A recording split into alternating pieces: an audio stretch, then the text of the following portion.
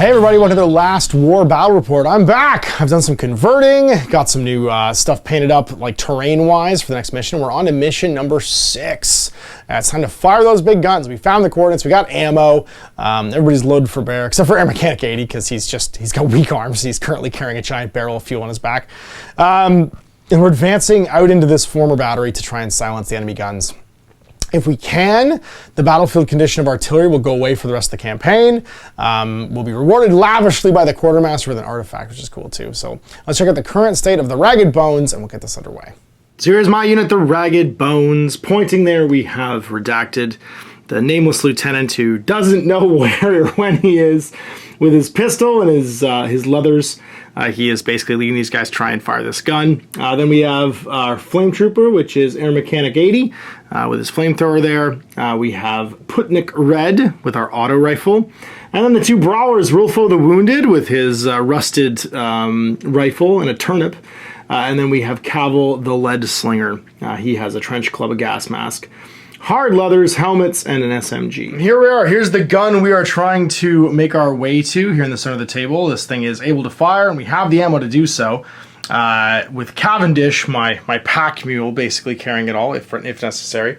But there are things in the fog. There are hounds of Antwer. There it is, mission 6 to the guns. You now have the coordinates and ammo. All you need is to reach where the gun is and fire. A straightforward enough thing to do, right?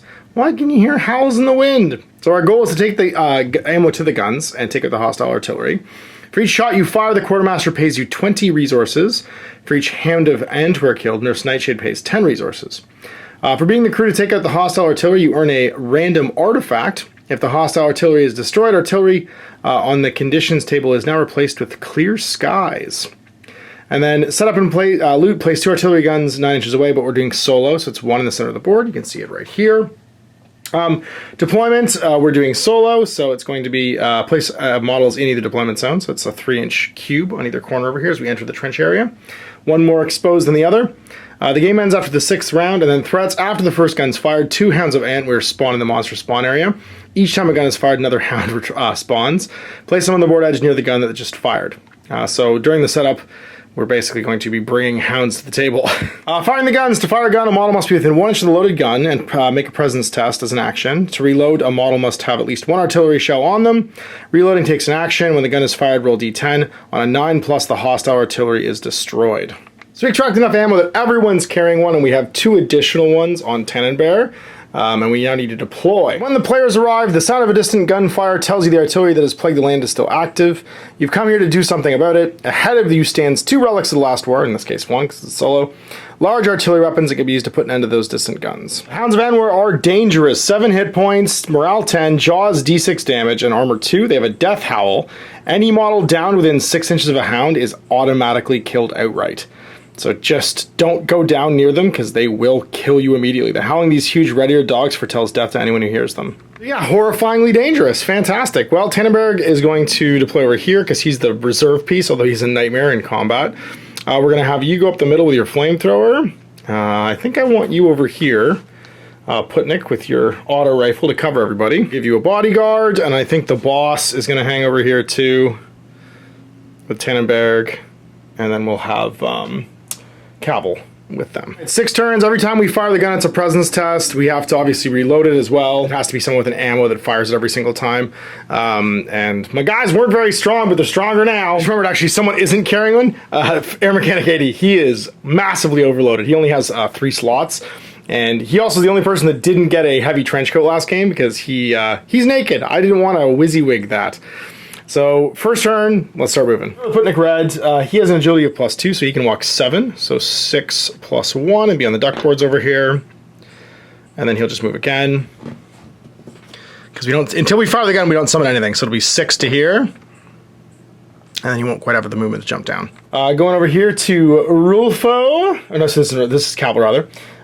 He has movement of 5 now, because I did up his agility again. So he's going to go 5. So everyone's a little bit faster, and then 5 again.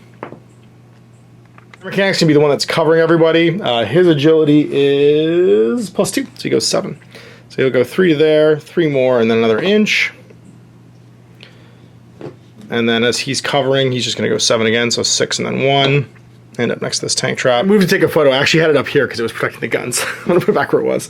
And then clip clopping along. Tandem bears. Agility +1. He can walk 6. So 6 around this corner. He's carrying the extra 3 ammo I have now. And then 6 again. He's gonna go through his friend. Actually, he'll take cover. Boss can walk 5. He is the best one, honestly, to be shooting this gun, but everybody really only has 1 equipment slot right now. And then finally, this is, what's his name, Rolfo. He's gonna go 5, and then 5 again. Forgot to roll a condition this game. I gotta roll my D8 and see what it is. It's a 1. Hostile weather. Let's see what it is. D4. D4 again. 4. Sorry, that's a 2. Stinging frost. All models suffer -3 morale tests. Oh no. Cold out. It's a good thing we got our extra trench coats. Well, that's round 1. No bad guys on the table yet because we haven't fired the guns. Round 2. All right, we'll start with Putnik. Costs him 2 to get down. Goes to 4 because it's a climb. He's got to go down the duck boards.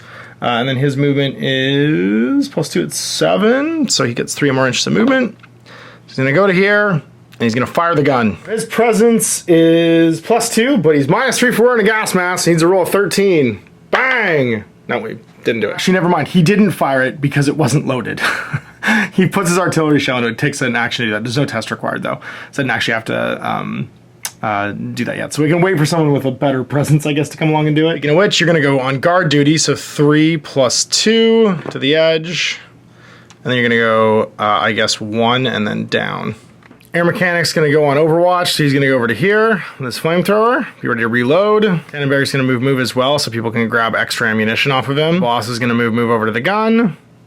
Won't be able to fire it just yet, and then we'll do much the same over here.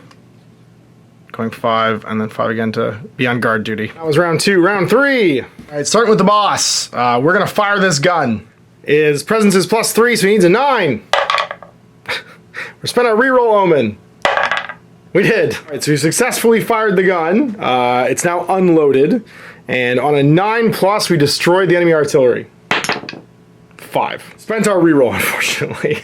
So we didn't destroy the artillery, but we have fired the gun once. Use this big tracker for how many times we fired the gun. All right, so the monster spawn area is a 3-inch strip, evens and odds. So left is evens, right is odds. So 7, so there's 7 inches from the center. So it's gonna come slinking up over here.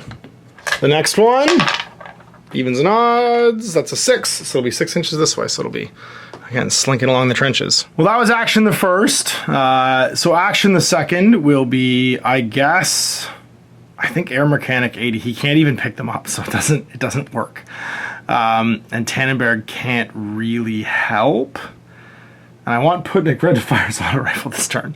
Putnik Red's gonna, what he'll do is he'll move to here. Just move back slightly, and then he'll reload the gun. Might as well bring as many rounds as we can right now. So then Air Mechanic 80 is going to go, and he's going to fire the gun again. And I'll roll for it, because he's presence -1. He doesn't have a gas mask, but he does require a 13 to pass this thing. And if I do that, I will automatically pass the test, maybe. We'll see. But let's roll for the 13 first. No. So I'll choose to auto pass the test. That means now on a 9+, we've destroyed the gun, and we've hit it twice. Ugh, so close. Upside down 9. So that's the number 2 times we fired the gun. All right, well, Cavill needs to go then, and he's going to get himself in the way. He's also going to reload the gun. So he's going to walk his 5 to here and reload the gun again for that bad guy to show up. And I think that's it, except for you. You have your pipe shotgun now. I think you move to this corner and fire your pipe shotgun into the dog. Another dog spawns. 6. This one's just right next to him. All right, pipe shotgun shot. This thing hits on a strength test, and Rolfo is strength +2. Now, 1 to 3 is always a fumble on it, though, and it does explode. So, and I've auto rerolls, and I've auto passed the test already, so let's just hope this works.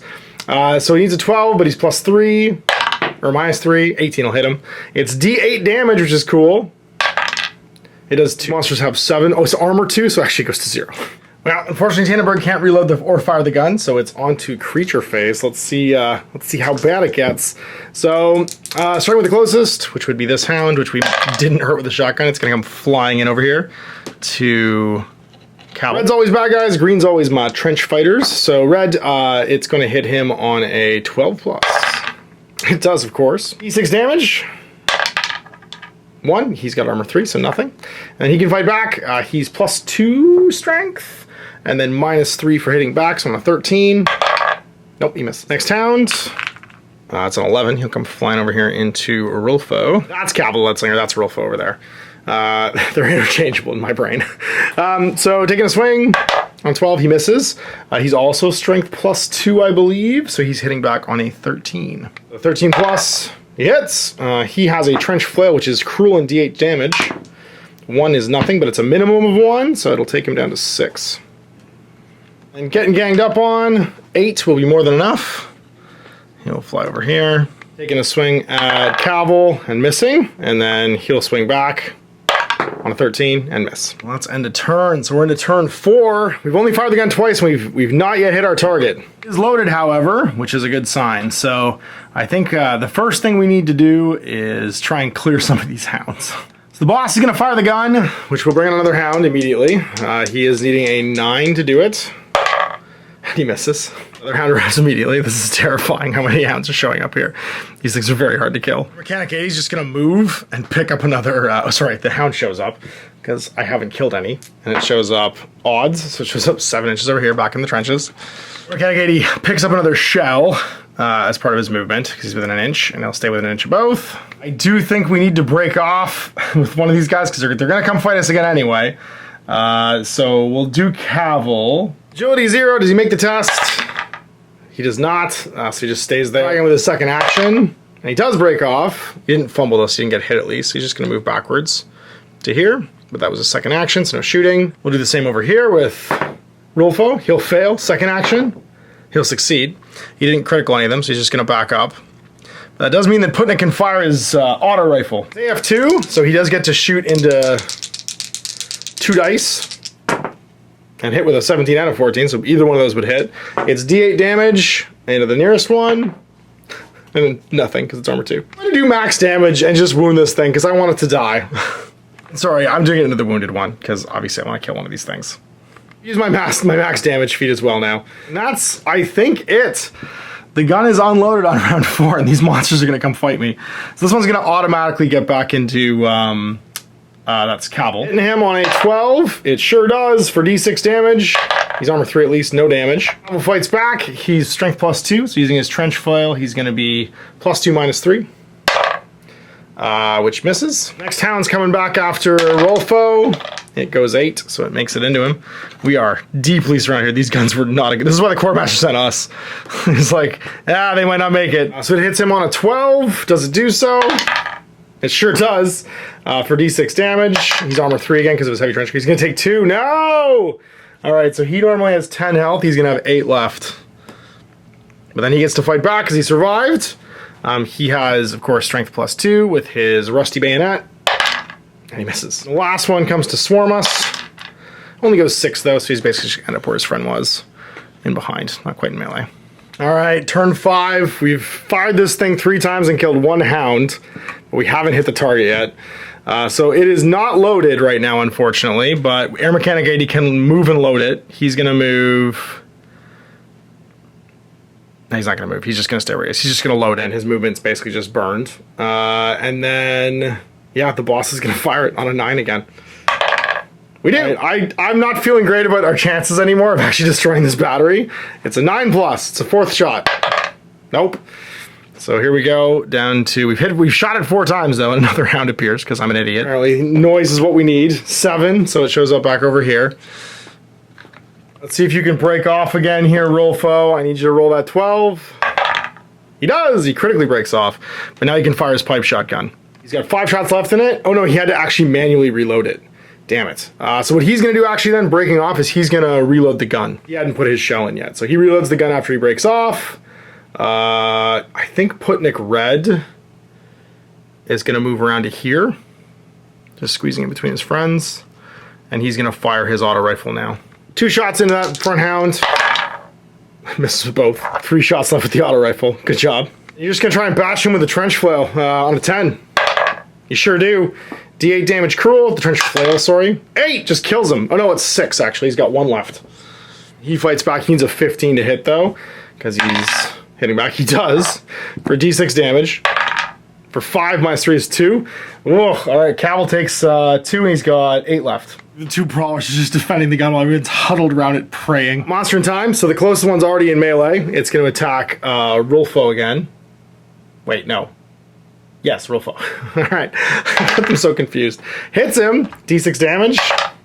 He's going to take none, because he's armor 3, heavy trench coat and boiled leather. And he gets to hit it back on an -3 plus, so 13. Hits! All right, d8 damage again. It's cruel, though, but it does max 8, so he just slays another one. It's our second doggo kill. Also from, I'm no, sorry, Putnik killed. This one rolls anything and gets into combat and attacks that's Rolfo, no, Cavill this time. I'll get them right eventually. And hits him, decidedly, -3. Oh, 3 damage. Does max damage against him. So he's got 5 remaining. It's to hit back, though, on a 13. No, he misses. Next one's going to come flying in. 2d6. Let's see if he makes the roll. Not affected by terrains. It's not a huge deal. It gets 4 inches. That should make it. He gets into melee over here. Piles on. Getting backed into a corner here. All right, so it's going to hit him on a 12. Nope, it's a 9. 13, back. No, he drops his rusty rifle. God damn it. Cavill, you're the worst. And the final one is this flank collapses, moves 10. Also comes to fight Cavill, who's just wearing his fists now. So he'll be up here. Let's see if he makes the hit on a 19. Will do it. D6 damage, -3. Nope, does no damage.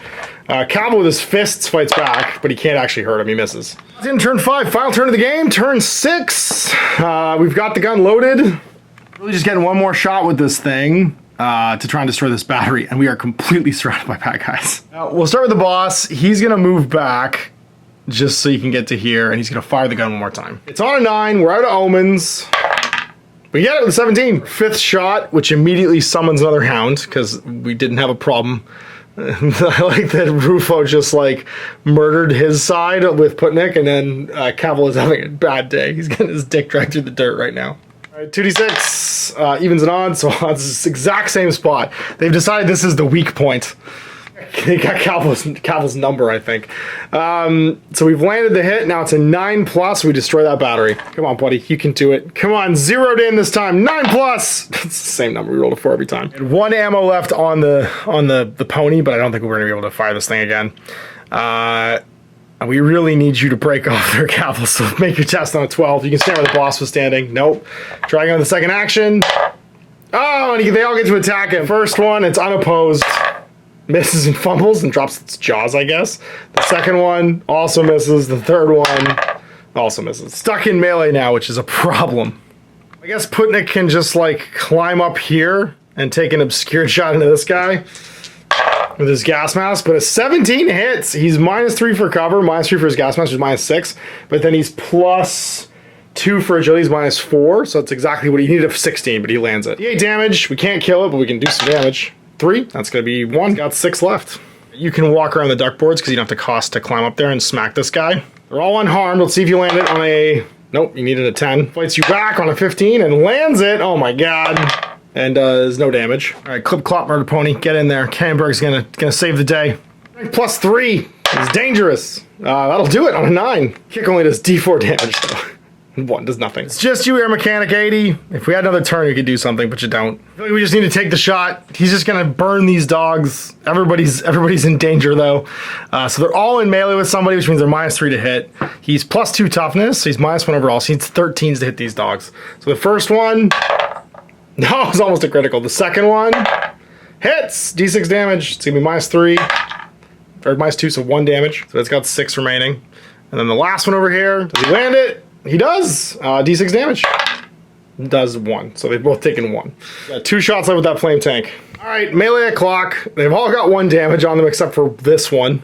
And then we're into the final combat of the turns. The ones in melee will attack first. They all have a dancing partner now, which means this one's gonna attack Tannenberg. Actually, sorry, they all attack them with the lowest HP, so they're all gonna attack him. So an 11 will miss. He gets to fight back. He is hitting on a strength +2, so a 15. Actually, he ignores that. He hit on a 10. He doesn't have, he's just using his fists anyway. The next one attacks him. and fumbles and misses. So he fights back. There also, he's not engaged with something else, so it's a normal roll. And then the last one will attack him and hit with a 12, and then he'll take d6 damage at -3. 2 more, which means he's got 3 left. He can fight back. This one is double outnumbered, so he ignores the outnumber penalty and he misses. It's just the final one of the duck boards. It only goes 2 inches. It's like, you shot at me. No, thank you. And that's it. Surrounded by hounds, the game ends and the unit decides, let us get the hell out of here. We fired this gun 5 times and did not kill our target. We didn't get the random artifact, but we do get 20 times 5, so 100 resources for the number of times we fired the gun, and an extra 20 for 2 hounds killed to take the Nurse Nightshade, because I don't know, she's making dinners out of them or something. Hopefully nobody got downed, because anyone who got downed was definitely within 6 of a hound and would have just immediately died. Because of our bunker's crew, we're gonna get a random grenade, a random weapon, and a random tank part at the end of every game, which is cool. But before that, everyone's alive, so no death saves, no injuries. We could sell items if we had any, we don't need to. And we get 2 hostiles killed, so 2 XP, didn't get any loot. Survived, so for 3. That's it. 2 in the bank, so we get 1 advance. There's a tie between Rolfo and I think Putnik for MVP this game. So we're gonna give it to Rolfo because he killed a hound with his bare hands and then rescued people. So he's gonna be strength +3 now instead of +2. D100 for a random weapon. 30 is gonna be an anti-tank rifle. Cool. Does D10 damage. It uses your strength. And it's ranged bulky AP reload. And then fine, we'll put that one, I think we actually already have one of those. Yeah, we have 2 of them. So we could sell that one, which is cool. And then what's our random grenade? 66. Oh, sorry, we need to roll a D5 for that. So we'll roll a D10 and have it. Force of 1, 2, so we get a smoke grenade. And then we gotta go buy some ammo. We might as well we got 2 shots up in the fuel tank. We don't need both of them. We will, however, buy auto rifle rounds, which is 3. And that should be it. We gain 22 overall after we sell the anti-tank rifle. So we have 100 and... Oh, we get a random tank part. E6. We got a 4, which is the main gun. Didn't have one of those. That's perfect. Well, considering how much cash we have, I think we're going to buy another kennel. And then probably... Or a kennel. And that gives us an extra 50. So we'll have 204 left. And if Tannenberg ever dies, Tannenberg 2 will take his place.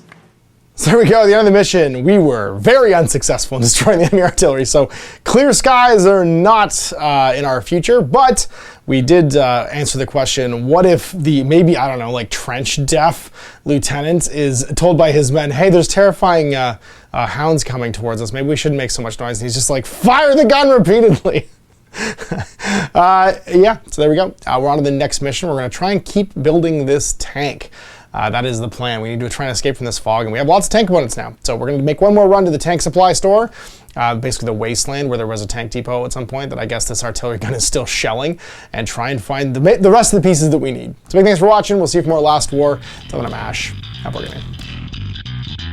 Hey there, I hope you enjoyed that video. There are tons of other games already recorded for you to watch. Click over to my channel page if you haven't already, and have a look through the dozens of playlists full of videos.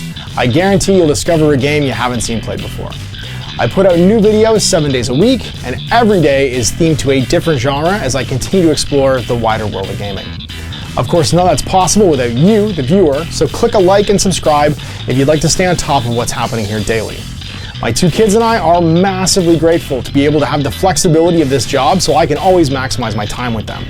If you want to support me continuing to put out this content, it's only possible because of my amazing backers on Patreon who support the studio, equipment, and model cost, as well as being how I make the bulk of my living. You can also help out by buying a t-shirt through Spreadshirt, a measuring gauge or widget from Death Ray Designs, or buying one of my games and supplements like Last Days, Gamma Wolves, and Blaster. As a way of showing my appreciation, patrons get early access to new games and supplements that I write throughout the course of the year. Huge thanks for watching, it really does help out, and happy gaming.